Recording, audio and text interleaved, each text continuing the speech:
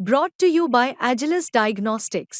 Health test की बात आती है तो मैं भरोसा करता हूँ India largest diagnostics company Agilus diagnostics. खुद को टेस्ट करते रहो। शोषितांचा आवाज राम सतपुते आप आगे बढ़ो, हम तुम्हारे साथ हैं। राम सतपुते आप आगे बढ़ो, हम तुम्हारे साथ हैं। भारतीय जनता पार्टीचा विजय असो, माननीय रामभाऊ सातपुते यांचा विजय असो।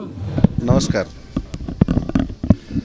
आज भारतीय जनता पार्टी माळशिरस तालुका यांच्या वतीनं आज पत्रकार परिषद आयोजित करण्यात आली होती माळशिरस रेस्ट हाऊस या ठिकाणी। तर पत्रकार परिषदेचा विषय होता की येणाऱ्या जिल्हा परिषद, पंचायत समिती आणि स्थानिक स्वराज्याच्या सगळ्याच निवडणुका आपण भारतीय जनता पार्टी आणि महायुती म्हणून एकत्र लढणार आहे। तर आता मी आपल्याला एकच सांगतो की परवा विधानसभेची निवडणूक पार पडली।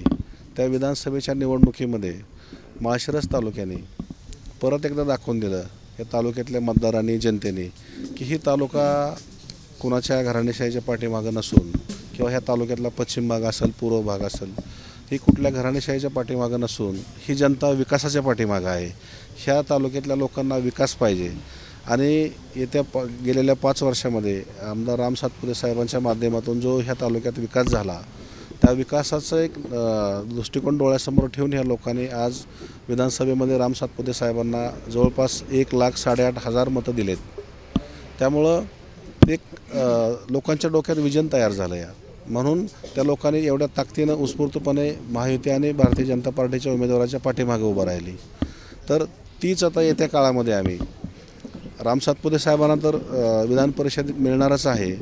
आपण येत्या काळात चांगल्या पद्धतीने तालुक्यात काम करणार आहोत, पण येणाऱ्या स्थानिक स्वराज्य संस्थेच्या निवडणुका ही महायुती आणि भारतीय जनता पार्टी फार ताकदीनं आम्ही लढणार आहोत आणि त्याच्यामध्ये जिल्हा परिषद, पंचायत समिती, तालुक्यातल्या ग्रामपंचायत, नगर परिषदा, नगरपंचायत या सगळ्या निवडणुका भारतीय जनता पार्टी आणि महायुती म्हणून एकत्र येऊन आम्ही चांगल्या ताकदीनं लढू आणि तालुक्यात परत एकदा दाखवून देऊ की हा तालुका भारतीय जनता पार्टी आणि महायुतीचा बालेकिल्ला आहे, एवढं दाखवून देऊ। आपल्या तालुक्यातले विधान परिषद सदस्य असणाऱ्यांनी काम केलं नाही असा आरोप होतो। पक्षाकडनं काही कारवाईचे संकेत मिळतात? तुमच्याशी काही चर्चा झाली आहे पक्षाकडनं कार्यकर्ते? नाही, पक्षाने माझ्यासारखे अनेक लोकांना पक्षाची काही लोक इथं काम करतात, संघाचे लोक काम करतात, त्या लोकांनी ती जवळून बघितलं आहे कुणी काम केलं, कुणी घरात बसून काय केलं। त्यामुळं त्याचं रिपोर्टिंग पक्षाकडे गेलेलं आहे। त्यामुळं आता येत्या 2 तारखेला शपथविधीचा कार्यक्रम आहे, ती झाल्यानंतर नक्की त्यांच्यावरती कारवाई होईल।